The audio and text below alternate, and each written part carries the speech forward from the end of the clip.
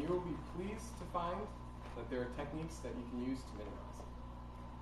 Who doesn't get nervous before presentations, right?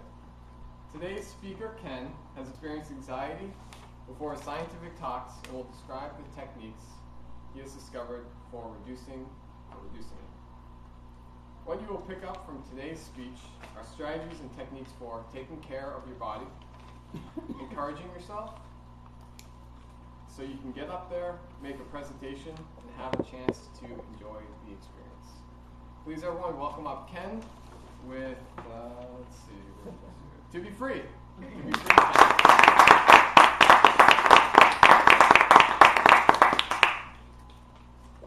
Do you get anxious? Do you get worried about giving a presentation? You do. Sometimes so much so that at home you think, I don't want to do it. I'm going to bail out and not show up, right? I'm going to put off my speech. Yes, I know that feeling.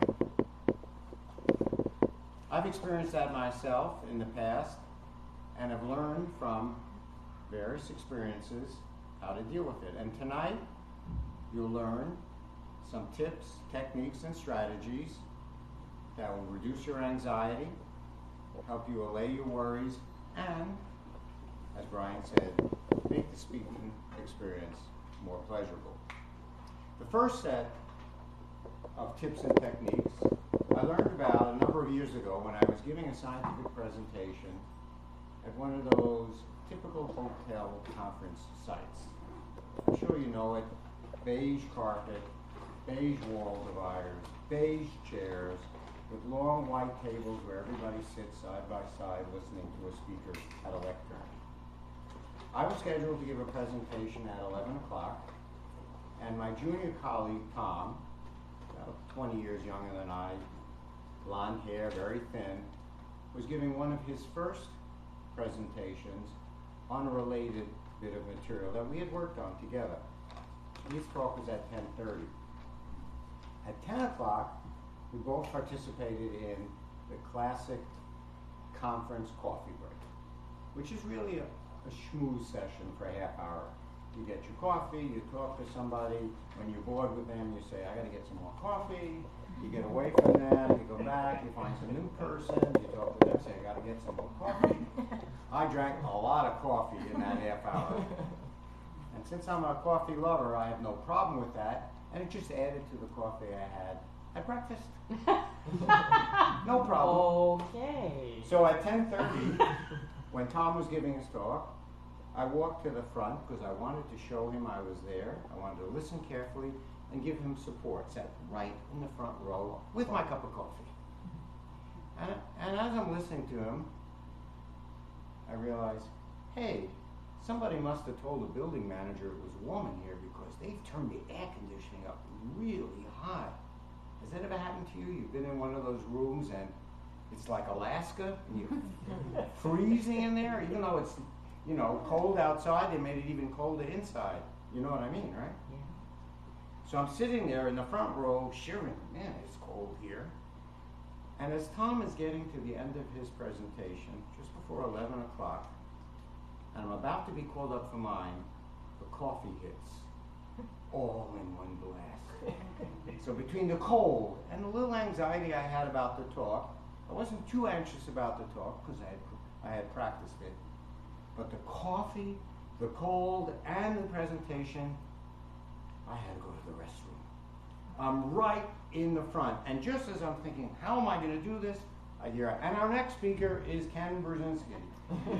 Oh no. So I get up there and say, good morning, colleagues. My hands were shaking, my body was just shaking. You can imagine how I felt in the cold with the coffee and the presentation.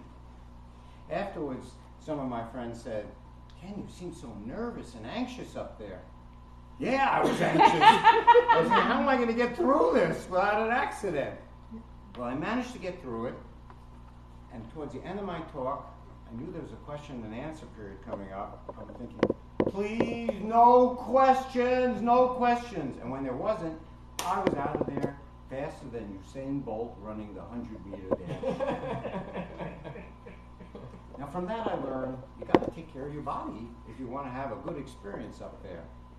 So now I always sit near the door at a conference or pace in the back and make sure I can take as many trips to the men's room as I need until I'm completely dry. No coffee for 2 hours before the presentation, for sure. And I always bring a jacket with me, no matter how warm it is outside. I just never know what they're going to do with the air conditioning. So if you take care of your body, you can be free of anxiety. Sit by the door, no coffee, wear a jacket. And if you follow those 3 rules, you might have a better speaking experience and not have to worry about your body. Now maybe you're a camel type and this is never an issue for you. And what you worry about is the content. You're nervous about the content. Your body's your friend, you're a warm camel, you get up there, you don't have a problem. But you're worried about the content. And that has happened to me as well. Sometimes think, what are the people going to think of what I say? They're judging me. Are they going to like how I present it? Has that ever happened to you? You think they're judging me, right? That thought. Or what are they going to think of me? I finally found a way to deal with that when I read an interview with Mary Lou Retton. Do you know who she is? Anyone remember her? Gymnast? The gymnast. 4'9", tiny little gymnast who, when she was 16 in 1984, was competing on the U.S. team for gold. And the gold medal came down to the very last event, which was hers, to do the vault. You know, you run down and put your hands on this horse and you do this vault. And in order for her to win the gold and the team to win the gold, she had to score a perfect 10, which she had never done before, because the girl before her had scored a 9.9. After the event, an interviewer asked her, well, what were you thinking when you were lined up running down there and you knew you had to score a perfect 10? Were you thinking, oh, what are they going to think of me? Like you worry? Or are they going to judge me for how I do this? Well, they were going to judge her for sure, but are they going to judge her poorly? She said, I was thinking, wait till they see this. I'm going to stick it, meaning do a perfect landing. Wait till they see this. And she took off down there, perfect, and won it with a 10. And I always remember that. She said to herself, wait till they see this. She encouraged herself. Now for speakers, it's wait till they hear this. And I find when I get up before an audience like this, that's what I'm thinking. I'm thinking, wait till they hear what I have to say. And I find it makes me calm. And I know it's going to be an enjoyable experience because I practice my talk and wait till they hear it. So if you keep that thought in mind, you too might get up here and look out, say, wait till they hear this, and have a good speaking experience. So to wrap up, if you're not a camel, sit by the door. Don't drink coffee. Make sure you have a jacket. If that's under control and your body's your friend, just remember to say to yourself, wait till they hear this. And then you'll find you could be free. To be free of worries, anxiety, and this might be a really enjoyable experience.